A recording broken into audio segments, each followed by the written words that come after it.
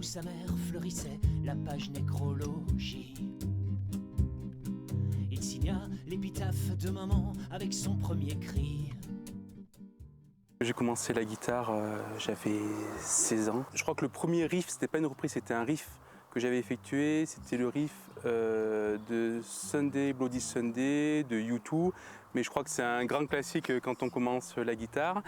Et la première chanson que j'ai effectuée avec des vrais accords, on va dire, ça va être surprenant, mais c'était du Henri Salvador.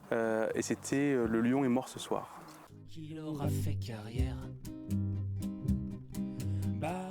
C'est venu de Bruno, qui est un ami d'enfance. J'avais passé une après-midi chez lui. On a été au collège ensemble, donc on a fait nos armes ensemble, je dirais. Et puis dans un coin de sa chambre, il y avait une guitare et ça m'a de suite attiré. Il a joué un peu, il m'a montré. Et quand je suis rentré à la maison, je me suis dit rapidement, c'est ça que je veux. Je crois que le père Alain et Mimi, à l'époque, c'est mes parents, n'étaient pas très motivés, on va dire, à cette idée-là. Ils pensaient que c'était une énième lubie, je dirais. Et j'ai travaillé tout l'été, comme on le fait si bien en plaine de la Limagne, au tabac et puis aux oignons, pour me faire un peu de thunes et acheter ma première guitare, qui a été une guitare électrique. Être mime ou faire son métier. Je pense en fait qu'il ne faut pas aller vers l'écriture ou vers la composition musicale, mais plutôt la laisser venir à nous. C'est plutôt dans ce sens-là que ça se passe. On connaît bien le syndrome de la feuille blanche, je dirais, chez l'écrivain ou le compositeur, peu importe. Et plus on va forcer les choses, plus ça va être compliqué. Après, on est tous différents et je pense qu'il y a des moments qui sont plus propices que d'autres par rapport à ça, et ces moments-là, il faut les détecter. De mon côté, le moment qui est le plus propice à la fois pour l'écriture et pour la composition de la musique, c'est la nuit. Après, ça peut être assez particulier, mais parce que je trouve que la nuit, les choses sont très différentes, les énergies sont également différentes. Aujourd'hui, avec la nouvelle technologie, avoir toujours son téléphone à côté, s'il y a une phrase que l'on entend, s'il y a une phrase que l'on voit, écrite quelque part, s'il y a une musique en tout cas ou un air qui nous vient en tête, c'est de suite dictaphone et j'enregistre et après je vois si je réutilise ou pas. Je prends souvent des bribes de notes qui sont partout dans la maison et à partir de toutes ces petites notes et toutes ces choses qui m'étaient venues à un moment donné, j'en ai construit la chanson. Une sucrerie. Peut-être qu'en fonction de la saison, l'écriture n'est pas la même. À l'automne, comme tu dis, ça peut être des choses qui sont un peu plus mélancoliques. En hiver, on peut retrouver des choses un peu plus profondes. Au printemps, quelque chose d'un peu plus gai, forcément avec l'arrivée des beaux jours, des oiseaux, des plantes, etc. Et l'été, sur quelque chose d'un peu plus festif. En tout cas, il peut y avoir un impact à ce niveau-là. Mais que tu sois en novembre ou que tu sois en avril, moi, ça ne m'a jamais dérangé, en tout cas pour écrire sur un bout de papier.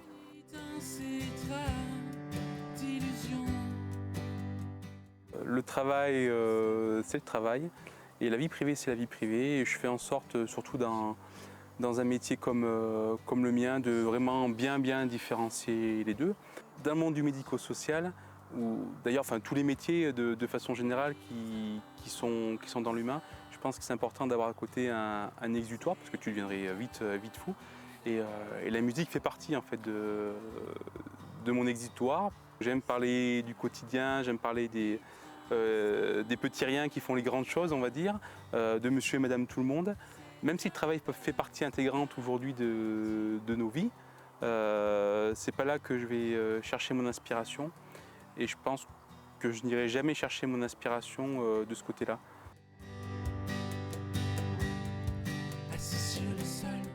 Bien entendu que je serai généreux, mais Jean-Louis, sache que dans un premier temps, je vais sortir une lasse de billets pour pouvoir réparer ta voiture, ton fourgon ou ton 4x4, comme on peut l'appeler, qui est très souvent en panne.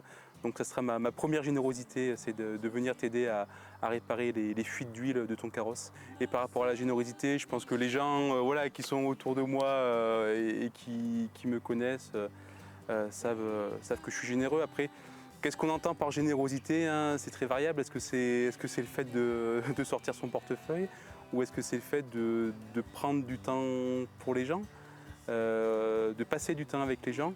Et je pense que c'est très sociétal. En tout cas, on affilie ça à la question pécuniaire. Ah bah lui, il n'est pas très généreux, hein. Alors que moi, pas du tout. La générosité, je la vois pas là. La générosité, je la vois dans le fait de passer du temps ensemble. Je la vois quand un copain t'appelle et qu'il est dans la galère, de se rendre, d'aller le voir, de prendre un temps de discussion avec lui. C'est même presque naturel.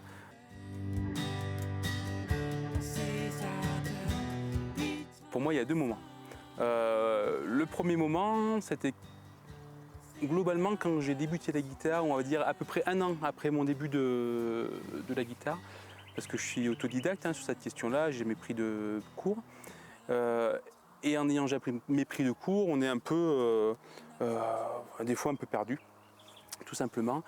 Et je n'avais pas compris le sens de lecture des tablatures. Alors ça va faire rigoler tout le monde. Et pendant très longtemps, je disais putain, mais c'est dégueulasse ce que je joue, quoi. Enfin, ça rend pas, je comprenais pas. Alors forcément, il y a quelques accords qui se ressemblaient, donc je me disais ah bah là, ça sonne un peu, mais c'est pas possible. Et un jour, c'est Bruno, on revient à lui qui était venu à la maison. Je dis mais Bruno, je comprends pas. Il m'a dit mais non, mais en fait c'est dans l'autre sens, c'est inversé. Et ça, quand même, c'était au bout d'un an. Donc au bout d'un an, j'ai joué quand même drôlement de la merde, quoi. J'ai joué très mal, c'était dégueulasse. J'imagine bien les gens autour, ça devait être horrible pour eux. Et le deuxième instant, c'est il n'y a pas si longtemps que ça. Et ça a été à la création des Enjailleurs, nouvelle formule. On va dire avec un moment où il y a des fois, il y a des choses qui se passent et qui sont indescriptibles. Et soit tu laisses regarder devant toi dérouler les choses, soit à un moment donné tu prends des décisions et les bonnes décisions. Et c'est vrai qu'on s'est retrouvés au mois de juin pour la fête de la musique avec mes comparses Olive, Svet et Guy. Et on a joué 1 heure, 1 heure et demie ensemble. Le plaisir en tout cas d'être ensemble. Et là on s'est tous regardés et on s'est dit bon, qu'est-ce qu'on fait, quoi. On n'a même pas eu besoin en fait de se parler parce qu'on savait qu'il fallait redémarrer l'aventure en ce sens et sur cette nouvelle formule. Et là, je pense qu'on est sortis, on avait tous des frissons. Rien que d'en parler, si tu veux, j'ai encore beaucoup d'émotions et voilà, j'ai les poils là, sur les bras là, qui arrivent parce que on a vécu un moment fantastique. Et je pense que ça nous a donné raison, puisque en dehors de l'aventure Lutz, il y a l'aventure Les Enjailleurs. Et les copains des Enjailleurs, ils ont participé d'une manière très importante, du coup, à la création de cet album, puisqu'ils m'ont accompagné tout le long. D'ailleurs, ils sont présents sur quasiment chacune des chansons.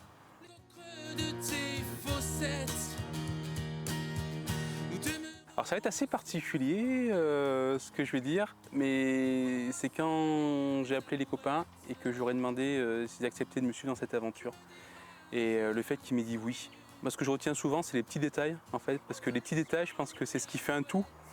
Et ce petit détail-là, pour un mec comme moi qui est empathe et en plus de ça hypersensible, le fait que sans coup frémir, les uns et les autres m'ont dit bah ouais, pas de souci, enfin on y va, quoi. Alors que c'était une aventure quand même à préparer sur plus d'1 an, quoi. Ce qui n'était pas rien. Là où les branches de cerisier. Plein de moments où on s'est marré, où on a rigolé. Si peut-être le moment le plus sympa, c'est quand sur la chanson de la grosse Bertha, j'ai interpellé Nils en lui disant, alors Nils c'est la personne qui a enregistré l'album, et du coup je lui ai dit, Nils Sounet, est-ce que tu peux trouver sur internet une ambiance de bar pour mettre à la fin, ou qu'on aille dans un bar pour pouvoir prendre cette ambiance. Et là il m'a dit, ça serait trop bête en fait, si tu veux, d'aller chercher ça sur internet, alors que cette ambiance on peut la créer nous-mêmes. Alors là c'était énorme parce que c'était 10h30 le matin, du coup on a ouvert les bières, on a tapé les bières, on a ouvert les chips, voilà, les copains buvaient les bières à 10h pour faire les bruits, les bruits de boissons au goulot, on parlait, et on a fait plusieurs phases comme ça, et ensuite au mixage il a superposé en fait les phases. On a choisi une pièce exprès où il y avait une réverbération qui pouvait faire penser en tout cas à l'ambiance d'un bar, et quand on écoute au final la chanson et quand les gens auront le plaisir de l'écouter, on s'aperçoit que ça rend super bien et qu'on a l'impression vraiment d'être chez la grosse Bertha, quoi.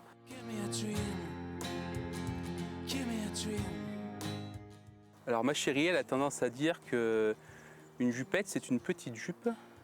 Alors est-ce qu'une salopette c'est une petite salope? Du coup, je dis ça pour faire un clin d'œil à ma Lily. Bah oui, c'est tout un symbole, la salopette, parce que la salopette, c'est l'habit premier, on va dire, du paysan et du monde ouvrier. Et ce que je trouve intéressant dans la salopette, c'est que d'un habit de travail, petit à petit, au XXIe siècle, il a été récupéré par la mode, en fait, en général, pour en faire un habit du quotidien. Et on voit de plus en plus de gens qui sont habillés en salopette. D'un coup, c'est clair, elle veut se relaxer. Cette question-là de la vente, si tu veux, et du nombre de ventes, on s'en fout un peu complètement parce que c'est une démarche personnelle, en fait, avant tout un album. Et ça, je l'ai fait pour moi parce que je suis arrivé au bout d'un certain temps dans une réflexion musicale, un certain processus qui m'a donné envie de venir mettre ça sur un CD, tout simplement, pour me faire plaisir moi en premier. Et puis après, je crois, moi, ce que je retiens le plus important, c'est les moments de partage qu'on a eu ensemble et le fait d'avoir réussi à fédérer toutes ces personnes autour de moi pour venir réussir à créer l'homme de la maison. Après, bien entendu, ça fait toujours plaisir à l'ego de se dire ça fonctionne et les gens aiment ta musique et que tu fasses un certain nombre de ventes d'albums. Mais en soi-même, c'est déjà une réussite parce qu'il a été créé sous l'idée de la collaboration participative et du financement participatif également.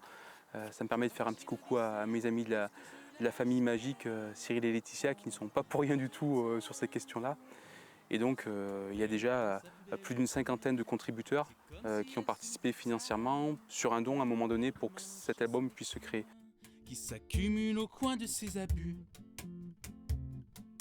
Donc dans un premier temps, ce sera uniquement sur le CD. Et ensuite, bien entendu, dans les semaines qui suivront, ce sera sur les réseaux, sur les réseaux que l'on connaît, en tout cas à ce niveau-là. Celle qui siège sur son... Je suis un gars qui va à 100 à l'heure, qui a besoin d'avoir des tonnes de projets en même temps, qui se jette un peu partout, à droite, à gauche, dans plein de projets. Et donc forcément, à un moment donné, c'est le corps qui parle. Et puis c'était aussi le jour de l'enregistrement, c'était une grosse semaine de tout organiser, de tout prévoir. L'écran plat sur BFM TV. Je vais le contacter. Je vais le contacter pour savoir s'il n'a pas envie de venir sur une chanson ou d'écrire quelque chose. C'est vrai que j'aime bien l'impertinence de ce gars. Il s'en fout un peu de tout, du système. Il fait ce qu'il a envie, il dit ce qu'il a envie et il fait ce qu'il a à faire. Et ça me plaît bien. Je rêve pas non plus, mais on va lui envoyer le message. Si tu m'entends, plutôt que d'être avec ton chien à raconter tes conneries, viens avec moi au jardin partagé et puis on passera un bon moment ensemble. Qui siège sur son tabouret. J'ai 4 ou 5 salopettes différentes. Sur la tenue avec la chemise en mode flanelle, c'est ma Lily en fait qui m'a trouvé ça juste 2 ou 3 jours avant l'enregistrement. Et c'est tout en haut sa tribune, ces deux obus prêts explosent. Je suis un peu foufou, j'ai besoin de faire du ludo, quoi. J'ai besoin de blaguer, de raconter des conneries, d'aller taquiner les autres et tout. Je pense que c'est un peu un moment important pour moi, ça me permet d'extérioriser. Et ensuite, la deuxième chose, à un moment, c'est une évidence, c'est le recentrage en fait. Là, deux solutions, soit j'ai un arbre à proximité, câlin à l'arbre, c'est se connecter à l'arbre, à la terre, mais aussi au ciel. Prendre un moment pour soi, en tout cas au calme, dans une pièce, ne serait-ce que 5 minutes. Chez la grosse Bertha. Je fais du badminton en club, bien une bonne dizaine d'années. Quelques longues semaines où j'ai pu remis les pieds, en tout cas aux entraînements, mais bien entendu que je vais revenir parce que ça fait partie, ça aussi, de mon équilibre, et notamment le badminton. Et c'est vrai que j'ai priorisé ces derniers temps autre chose, notamment sur les questions de l'album. Évitant les griffes des poissons-lunes. J'aime bien raconter en fait la vie de monsieur et madame tout le monde parce que j'aime bien que chacun puisse s'identifier un peu dans mes chansons. Mais je m'inspire beaucoup aussi de mes lectures, je m'inspire beaucoup de mes voyages, Je m'inspire beaucoup des discussions que je peux avoir avec les copains. J'ai une idée qui me vient en tête comme ça, où j'ai un moment de vie quotidien qui va m'interpeller. Et la plupart des chansons, en tout cas que les gens aiment bien, et souvent celles où il y a plus de paroles, par exemple le rallye des couloirs, qu'on appelle plus communément Jambon Purée, c'est une chanson qui s'est écrite en 5 minutes. C'est très très rapidement réglé. Et pourtant il y a un flot de paroles et d'écriture qui est assez important. Et l'inspiration, ouais, généralement, ne me quitte pas. Par contre, comme tout le monde, je peux avoir des passages où j'ai un trou un peu noir, hein, et pendant un certain temps où j'écris pas, c'est le cas aujourd'hui. Par exemple, il y a eu des périodes où j'ai pu écrire 5, 6, 7, 8 chansons en l'espace de 1 mois et demi, 2 mois. Et là, par exemple, sur les 4 à 5 derniers mois, j'ai écrit seulement une chanson. Donc c'est quelque chose qui est très variable. Après, il ne faut pas s'obliger à écrire. Si ça doit arriver à un moment donné, ça arrive. Mais c'est très rarement le cas que je commence à écrire quelque chose, que je stoppe, que je pose dans un coin, et puis que je revienne après dessus. Moi, j'aime quand tu me prends au dépourvu. J'ai beaucoup écrit, j'ai beaucoup composé. Dès que j'ai su, on va dire, enchaîner correctement les accords, j'ai commencé de suite à me mettre dans l'écriture. Et avant, j'écrivais beaucoup, mais c'était une sorte d'exutoire. J'écrivais. Aujourd'hui, c'est différent. J'écris beaucoup, mais par contre, je sélectionne beaucoup plus. Toutes les chansons qui sont aujourd'hui sur l'album ont été écrites sur les deux dernières années et demie. Après, c'est aussi lié à comment tu te sens, c'est aussi lié à des faits de vie. Je veux dire, l'âme de la maison aujourd'hui, il n'aurait jamais pu avoir lieu il y a 4 ans, en fait, ou il y a 5 ans. C'est des parcours de vie aussi qui font qu'à un moment donné, on en est là et que ça donne ça. J'aurais écrit autre chose, ou j'aurais fait un album il y a 4 ou 5 ans, ça n'aurait pas été ça. Ça aurait été sans doute quelque chose de beaucoup plus sombre. Si je refais un album, on ne sait jamais quoi, par exemple, ça sera complètement autre chose. J'aime quand tu me prends au dépourvu. J'ai commencé à jouer avec les enjailleurs, j'ai commencé à avoir un répertoire un peu plus étoffé, en tout cas un répertoire qui me convenait et qui était présentable en concert et présentable devant des gens. Parce que j'ai des tonnes de chansons qui sont dans des cahiers que je ne jouerai jamais, dont les gens ne verront jamais la lumière. Mais en tout cas qui me semblent exploitables, on va dire, des chansons exploitables. Donc ça part de là. Et puis l'envie à un moment donné d'aller sur autre chose. Après, c'est vrai que il y a aussi un créneau qui s'est posé, puisqu'il y a eu une pause avec les enjailleurs, en tout cas de l'ancienne formule. Et donc dans cette période, je me suis rapproché beaucoup plus d'Olive. Et on a commencé à bosser ensemble. Et c'est de là où a émergé l'aventure et de me dire on y va quoi, on fait un album et on vient mettre sur le papier 2 ans, mais je peux pas jouer seul en fait. Au départ c'était l'idée juste guitare-chant, et je me suis dit non, c'est pas possible, parce que quand tu rajoutes autour de ça le violoncelle, les percussions, le piano, les guitares, et en fait c'est plus les mêmes chansons. Tu rentres dans une dimension qui est totalement autre, et plutôt que tes chansons en fait restent je dirais sur terre, là elle s'envole en fait. C'est un album de copains et ça, surtout pas qu'on l'oublie. Moi quand je serai vieux, je marcherai tout le temps à bras ouverts. Je suis pas le même Lutz d'il y a 2 ans et le Lutz d'aujourd'hui. Pour différentes choses. La première, c'est la maturité, forcément, que j'ai gagnée avec la confiance en soi aussi sur ces questions-là. La deuxième, c'est sur des questions d'élocution. Beaucoup progressé, j'ai beaucoup travaillé. Après, forcément, les chansons, a fallu les créer. Alors pas de toutes pièces, mais presque, parce qu'il y avait la base, texte, guitare, mais il a fallu créer tous les arrangements. Je voulais faire un album où il y ait 11-12 chansons, on va dire, grand maximum. Et donc il a fallu faire le tri et choisir. Après, sauf une qui a une histoire un peu particulière, du coup c'est Creuser la terre, que j'ai écrite seulement 3 semaines avant le début des enregistrements. Et je sais pas, je trouvais qu'il manquait une chanson charnière un peu dans cet album. Et le petit clin d'œil, c'est que cette chanson, on en a fait un clip. Et c'est à mon niveau, en tout cas ça c'est à mon niveau, c'est ma chanson coup de cœur parce qu'on en a tous une sur cet album, celle que je préfère. Hein. Quand j'aurais annoncé on va enregistrer une nouvelle chanson, Creuser la terre. et qu'on était à 3 semaines de l'enregistrement, les copains m'ont dit t'es sûr? J'aurais envoyé la chanson que j'ai enregistrée avec mon téléphone, les paroles, ce que j'attendais, et que chacun puisse créer à son niveau quelque chose. Donc c'est une chanson qu'on a construite à distance, en fait, Creuser la Terre, et on l'a jouée qu'une fois. C'était pour l'enregistrement. On a mis 5 heures pour l'enregistrer, donc c'était très long, parce qu'on a fait le choix en fait, de faire un enregistrement live. La plupart des enregistrements, tu enregistres au clic, et puis tu enregistres instrument par instrument. Tu commences par les percussions, après les basses, donc là en l'occurrence le violoncelle, puis après les guitares, puis après le chant. Nous on a décidé de tout enregistrer en même temps pour garder ce côté vivant en fait, de ce que je voulais transmettre. Et donc forcément c'est plus compliqué parce que le premier couillon qui se rate, et puis c'était souvent moi dans l'affaire, et du coup tu es obligé de tout recommencer. Pas de crème. Et même si elle est froide comme un frigidaire. Non. Faut garder une part de mystère. Ça c'est ma Lily qui pose la question. Forcément j'ai la chanson ma galinette où je commence souvent un concert en disant que voilà mesdames, moi je trouve que la guerre des sexes est gagnée depuis longtemps puisqu'on ne peut pas se passer de vous. Et donc j'ai décidé de créer, alors je fais court mais j'ai décidé de créer une ode à la femme pour rendre hommage.